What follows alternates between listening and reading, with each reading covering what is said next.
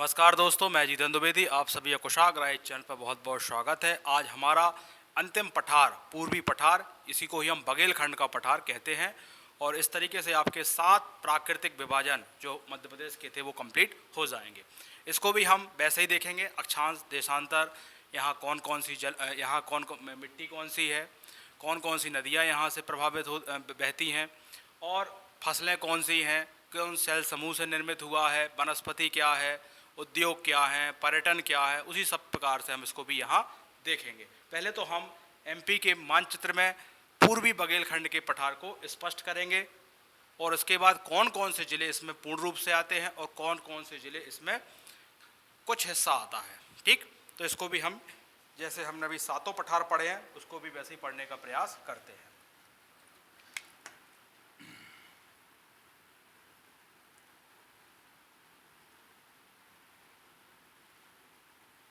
ये जो है, ये है आपका बघेलखंड का पठार, और ये सबसे छोटा पठार है 7 पठार में। इसका प्रतिशत देखा जाए तो 7% क्षेत्रफल है, और वर्ग किलोमीटर में इसको देखा जाए तो 23,577 वर्ग किलोमीटर है। ठीक, 21,577 वर्ग किलोमीटर है। ये हो गया इसका क्षेत्रफल। और कौन कौन से जिले इसमें आते होंगे, तो आप देखिए, सिंगरौली सीधी का कुछ निचला हिस्सा, बाकी आपका शहडोल, उमरिया, डिंडोरी और अनूपपुर का पूरा हिस्सा आता है इसके अंतर्गत। ठीक, तो ये हुआ आपका, इसी को क्या बोला जाता है, बघेलखंड का पठार या पूर्वी पठार। पूर्वी पठार या बघेलखंड का पठार। ठीक, और ये आपका नीचे सतपुड़ा श्रेणी है, सतपुड़ा मैकाल श्रेणी, इसके ऊपर ये हुआ, और यहाँ आपका मालवा का पठार, ये मध्य भारत का पठार, ये आपका बुंदेलखंड का पठार, और जो बीच की ये पट्टी आती है रीवा पन्ना पठार होती है। तो क्योंकि आज हमारा टॉपिक क्या है, पूर्वी पठार, तो इसका क्षेत्रफल के दृष्टिकोण से सबसे छोटा पठार होता है और मध्य प्रदेश के पूर्वी भाग में है। तो इसको हम पहले देखते हैं, अक्षांश देशांतर यानी स्थिति, मध्य प्रदेश पूर्वी पठार की भौगोलिक स्थिति। आप लिखेंगे यहाँ स्थिति। स्थिति में हम क्या देखते हैं, हम देखते हैं कितने अक्षांश पर और कितने देशांतर पर आपका पूर्वी पठार या बघेलखंड का पठार स्थित है। तो आप देखेंगे, लिखेंगे यहाँ 23 डिग्री 40 मिनट से 24 डिग्री 55 मिनट उत्तरी अक्षांश, 55 मिनट उत्तरी अक्षांश। ठीक, ये तो हो गया उत्तरी अक्षांश, और ये आपका 35 है। और इसके बाद देखना है हमें क्या, देशांतर, कितना पूर्वी देशांतर आपका पूर्वी पठार का होता है। तो 80 डिग्री 5 मिनट से 80 डिग्री 5 मिनट से 82 डिग्री 35 मिनट पूर्वी देशांतर, पूर्वी देशांतर। ये हो गया इसका क्या, स्थिति। और इसके अलावा हम क्या कह सकते हैं, ये मध्य प्रदेश के कहाँ स्थित है, तो आप देखें मध्य प्रदेश के ये पूरब में स्थित है। ठीक, तो आप चाहो तो इसको एक और तरीके से लिख सकते हो, यह मध्य प्रदेश के पूरब में स्थित है, पूरब में स्थित है। यह मध्य प्रदेश का पूर्वी क्षेत्र में आपका पूर्वी पठार या बघेलखंड का पठार है। जैसा नाम है वैसे ये पठार आपके मध्य प्रदेश के पूरब में स्थित है। ठीक, इसके बाद हम यहाँ क्या देखते हैं, इसका क्षेत्रफल कितना है। क्षेत्रफल हम वहां लिख चुके हैं, फिर भी आप यहाँ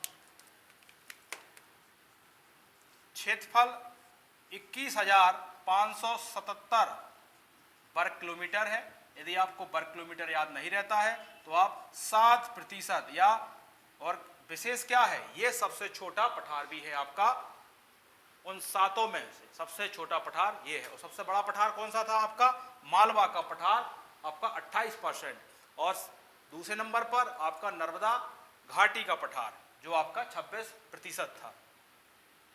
इसके बाद हम देखते हैं इसका निर्माण। इसके बाद हम यहाँ क्या देखते हैं, इसका निर्माण। तो अब निर्माण में आप देखें, ये कुछ हिस्सा दक्षिण पूरब का हिस्सा भी मिल रहा है, जिससे इसमें गोंडवाना सेल भी देखने को मिलेंगे। ये विंध्याचल रेंज वाला हिस्सा है, इसलिए यहाँ विंध्याक्रम की चट्टानें भी देखने को मिलेंगे, सेल मिलेंगे, है ना। तो यहाँ 2-3 चीजें आपको देखने को मिलेंगी। जैसे हम लिखते हैं उसको, पहले तो आपने अक्षांश देख लिए और इसका क्षेत्रफल देख लिया।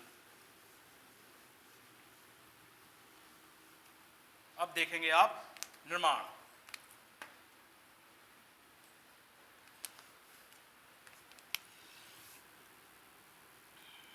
निर्माण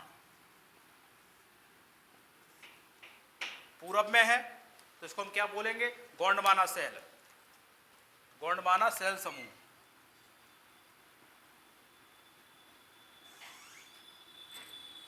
गोंडवाना सेल समूह। और विंध्यन कोमा लगा के लिखेंगे, विंध्यन शेल कॉमा आप लिखेंगे ग्रेनाइट सेल,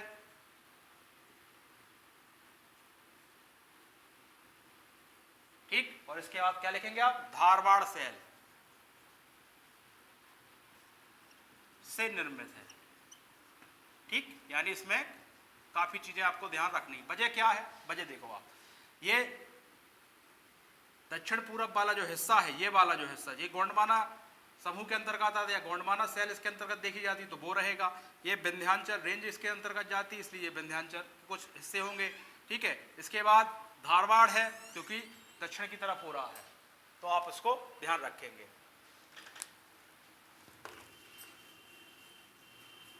और ऑप्शंस क्या कहता है, इस हिसाब से ही आप क्या करोगे, आंसर को टिक करोगे। अब हमें देखना है यहाँ कौन कौन से जिले इस क्षेत्र के अंतर्गत आते हैं। तो आपको जिले तो अब याद हो ही गए होंगे, हमने, क्योंकि मानचित्र हमारा हर एक वीडियो में बनता है और आपको जिले तो वैसे भी याद हो गए होंगे। हम केवल ड्रॉ कर दें और आपको जिले याद हो ही गए होंगे। जिले देखें आप तो आपको स्पष्ट दिख रहा है, शहडोल, उमरिया, डिंडोरी और अनूपपुर दिख रहे हैं कि नहीं दिख रहे हैं। वहां नहीं दिख रहे हैं तो आप घर पर इसकी प्रैक्टिस करें तो दिखने लगेंगे आपको। शहडोल, उमरिया, शहडोल, उमरिया, अनूपपुर और डिंडोरी का पूरा भाग तथा, अब देखिए आप, ये सिंगरौली है, सीधी है तो पूरा नहीं आ रहा, उसका निचला हिस्सा आ रहा है, तो लिखेंगे तथा सिंगरौली और सीधी का निचला हिस्सा, ठीक। ये हुआ आपका जिले हो गए। जिले के बाद हम क्या देखते हैं इसमें, हम देखते हैं इसके बाद यहाँ की जलवायु। तो जलवायु देखा जाए तो कर्क रेखा इसके लगभग मध्य से निकलती है इस पठार के। इससे हम कह सकते हैं यहाँ की जलवायु कैसी होगी, मानसूनी प्रकार की होगी। और मानसूनी प्रकार की जलवायु होगी तो उसमें हम क्या देखेंगे कि यहाँ जो गर्मी है ग्रीष्म ऋतु में साधारण गर्म है और शीत ऋतु में ठंड ज़्यादा है। वर्षा की बात आएगी तो 125 सेंटीमीटर से ज़्यादा वर्षा होगी, क्योंकि मध्य प्रदेश के आप पूरब की तरफ बढ़ेंगे तो वर्षा 125 सेंटीमीटर प्लस हो जाती है, और दक्षिण पूरब की तरफ बढ़ेंगे तो 150 सेंटीमीटर के प्लस हो जाती है। क्या लिखेंगे आप, जलवायु।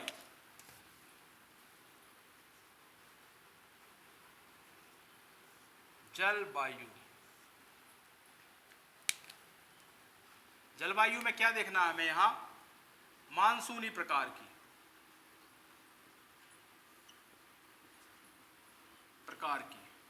मानसूनी प्रकार में क्या देखोगे आप, ग्रीष्म ऋतु में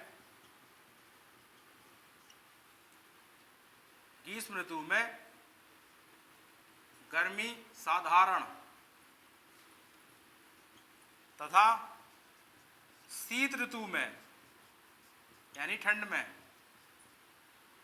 ठंडी अधिक। और ये हो क्यों रहा है, तो चाहो तो आप इसको नोट में लिख लें। कर्क रेखा इस पठार के लगभग मध्य से गुजरती है। ठीक, ये आपको जलवायु यहाँ की क्या देख लिया आपने, क्लियर देख लिया। यही जलवायु में आप वर्षा भी देख लें आप कि यहाँ वर्षा कितनी होती है। तो इस क्षेत्र में जो वर्षा है 125 सेंटीमीटर होती है। ठीक, और यहीं आप क्या देख लें, तापमान भी देख लें आप। तापमान यहाँ 35 डिग्री सेल्सियस रहता है, ज़्यादा से ज़्यादा 39 डिग्री सेल्सियस तक जाता है। ठीक है ना। और ये तो हो गया न्यूनतम। अधिकतम की बात कर दी जाए तो यहाँ 39 डिग्री सेल्सियस तक जाता है। और यहाँ ठंडियों में देखा जाए तो आप क्या देखोगे, 10 से 12.5 सेंटीग्रेड। ठीक, ये हो गया आपके यहाँ तापमान भी स्पष्ट हो गया। अब हमें देखना है इस क्षेत्र से कौन कौन सी नदियां बहती हैं।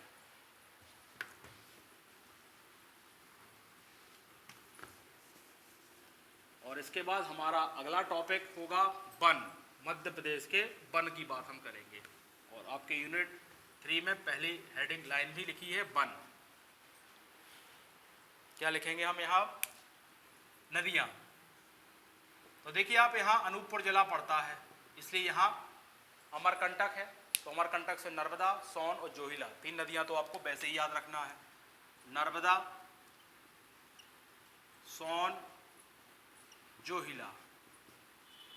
ठीक है, ये तीनों तो अमरकंटक से ही निकल रही हैं। इसके बाद सतना से टॉन्स देखें आप, ये सतना से है। फिर इसके बाद कुछ सहायक नदियां हैं, बनास है, गोपद है, ये आदि।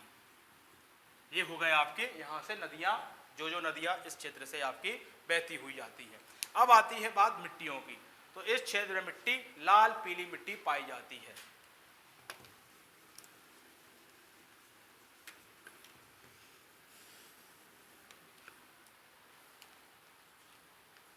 मिट्टी, तो मिट्टी कौन सी है यहाँ, मिट्टी है यहाँ लाल पीली मिट्टी। लाल पीली। ठीक, ये हो गई यहाँ की मिट्टी। मिट्टी के बाद हम क्या देखेंगे, फसलें। फसलें देखिए आपको बारिश पता चल गई 125 सेंटीमीटर से ज्यादा है, इसलिए पूरब या मुख्य फसल कौन सी देखने को मिलेगी आपको, आपको चावल देखने मिलेगी। तो यहीं आप फसलें भी देख लें। फसल, फसल में देखेंगे मुख्य फसल कौन है यहाँ, मुख्य फसल। फसल में भी मुख्य देखना है तो वो है आपकी चावल। चावल का आपको रीजन समझ में आ चुका होगा, क्योंकि यहाँ वर्षा 125 सेंटीमीटर से ज्यादा होती है। इसके बाद अन्य फसलें देख लें आप।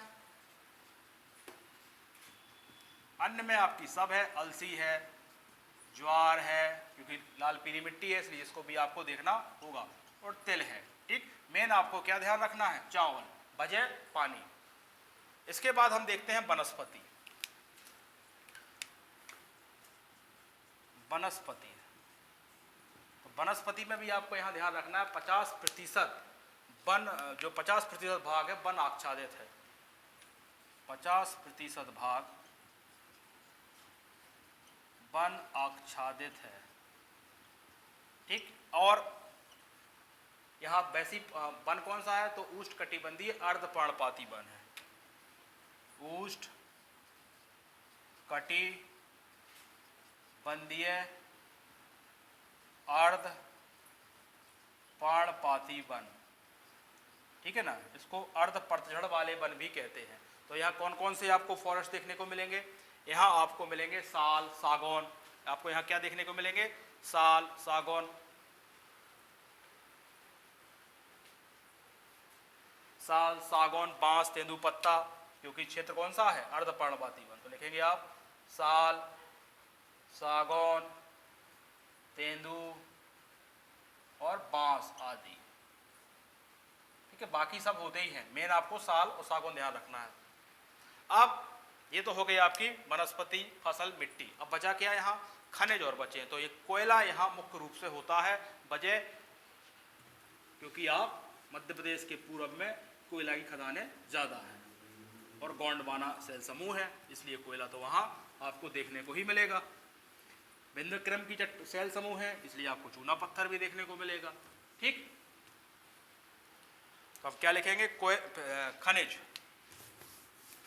क्या देख रहे हैं हम, पूर्वी पठार का खनिज। अब आप लोग समझ चुके होंगे कि इसको पढ़ना कैसे है इन पठारों को। ठीक, अब आप चाहो तो इसको और अच्छे तरीके से भी आप अपने नोट्स को अपडेट कर सकते हो। खनिज में क्या लिखना है, मुख्य क्या है यहाँ, कोयला। ठीक, मुख्य खनिज के रूप में क्या पाया जाता है, कोयला। इसके बाद चूना पत्थर, गेरू, ठीक है ना, और इसके बाद यहाँ बॉक्साइट और अग्निरोधक मिट्टी भी पाई जाती है। तो बॉक्साइट, ठीक, अग्निरोधी मिट्टी, ये हो गए आपके कुछ खनिज यहाँ जो पाए जाते हैं। अब हम देखेंगे, खनिज देख लिया आपने वनस्पति देख ली, तो अब इसी हिसाब से क्या देखोगे आप, उद्योग देखोगे आप। यहाँ देखो बांस है यहाँ, तो आपको कागज उद्योग देखने मिलेगा, oriental paper mills Amlai Shahdol में। और आपको कोयला मुख्य है, तो आपको यहाँ बहुत सारे ताप विद्युत गृह देखने को मिलेंगे। ठीक, चूना पत्थर, गेरू। ठीक, अब आप देखें क्या, उद्योग।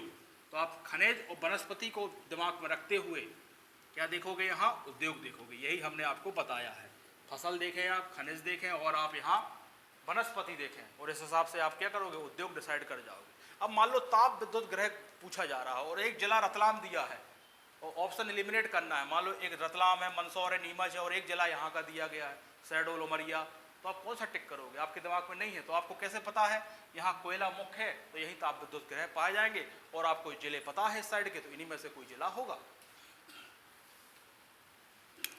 यानी इन पठारों को यदि आप अच्छे से पढ़ लें तो काफ़ी चीज़ें रटने वाली यहाँ से बच जाती हैं। ठीक, अब हम देखेंगे, बांस यहाँ होता है, दिखाया हमने, तो आप क्या देखोगे यहाँ, कागज उद्योग। आप क्या देखोगे यहाँ, कागज उद्योग। कहाँ होता है ये, ओरिएंटल पेपर मिल अमलाई शहडोल। तो इसका नाम लिखोगे आप, ओरिएंटल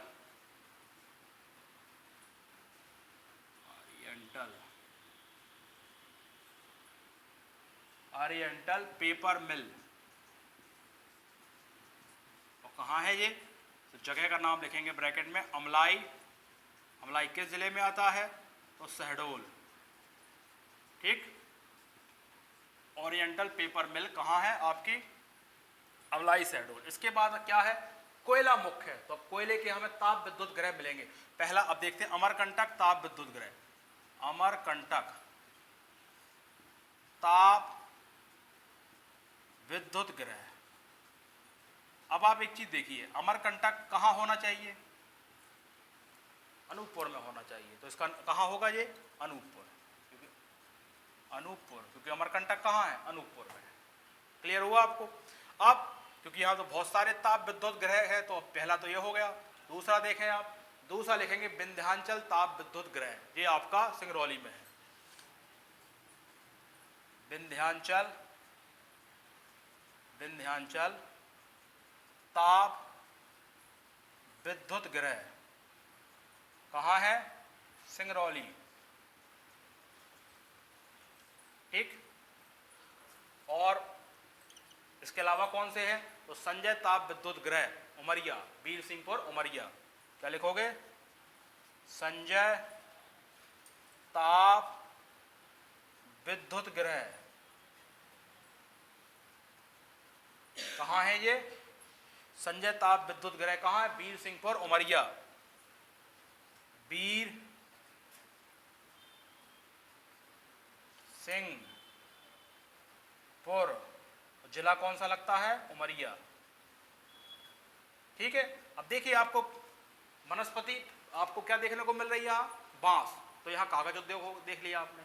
यहाँ मुख्य कौन है? कोयला। तो आपने यहाँ ताप विद्युत गृह भी देख लिया। अब हम इसके बाद देखेंगे यहाँ क्या पर्यटन, क्या क्या यहाँ घूमने लायक जगह है। तो आप देखें अमरकंटक है, अमरकंटक में बहुत सारे जलप्रपात हैं, उनको देखेंगे हम। इसके बाद यहाँ हमें कुछ नेशनल पार्क भी देखने को मिलेंगे, तो उसको भी हम यहाँ लिखेंगे पर्यटन में, ठीक। क्योंकि आपका बांधवगढ़ नेशनल पार्क कहाँ है? उमरिया है ना। फासल राष्ट्रीय उद्यान आपका डिंडोरी, तो लिखेंगे आप पर्यटन। ये छोटा सा टॉपिक था और आपका कंप्लीट भी हो गया है। अब आप एमपी जब पढ़ेंगे इसके बाद, तो आपको एमपी पढ़ने में आसानी होगी, क्योंकि आपको बहुत सारा जलवायु, मिट्टी, पर्वत आपको पता चल चुका है पहले से। अब हम कल फॉरेस्ट पढ़ेंगे, तो आपको फॉरेस्ट का एरिया तो कम से कम पता है। क्या लिखने वाले हम? पर्यटन। तो पर्यटन में यहाँ अमरकंटक है, बहुत सारी प्राकृतिक जंगलों के बीच में है, नर्मदा का उद्गम है। और यहाँ क्या देखते हो आप लोग? यहाँ देखते हो आप कपिलधारा, कपिलधारा, दुग्धधारा, ठीक। कपिलधारा, दुग्धधारा, दुर्गाधारा, लक्ष्मणधारा, बहुत सारे यहाँ दुर्गाधारा और लक्ष्मणधारा। एक आपका पंचधारा भी है, उसको भी चाहो तो आप यहाँ लिख लें। तो ये तो अमरकंटक हो गया। दूसरा यहाँ क्या है? बांधवगढ़, बांधवगढ़ राष्ट्रीय उद्यान। कहाँ है? ये है आपका उमरिया में। बाघों के घनत्व के लिए ये जाना जाता है, हर 8 किलोमीटर में यहाँ एक बाघ पाया जाता है। तीसरा यहाँ क्या है? फासल राष्ट्रीय उद्यान, फासल राष्ट्रीय उद्यान कहाँ है? डिंडोरी। ये हो गए आपके क्या? ये आपका पूर्वी पठार भी क्या हो गया? कंप्लीट हो गया। अब यहाँ के बाद जो भी आपकी क्लासेस होंगी, जैसे अब यूनिट 3 में आपका वन है, वन्य जीव है, वन उपज है, इसको हम यहाँ देखेंगे। और इसके बाद नदियाँ हैं, पर्वत है, पर्वत श्रेणियाँ हैं, जो जो भी आपके सिलेबस में होगा हम उसी अकॉर्डिंग चलेंगे। इतनी क्लासेस यदि आप नहीं पढ़ते तो आपको एमपी पढ़ने में दिक्कत जाती है, ठीक। आज के लिए धन्यवाद।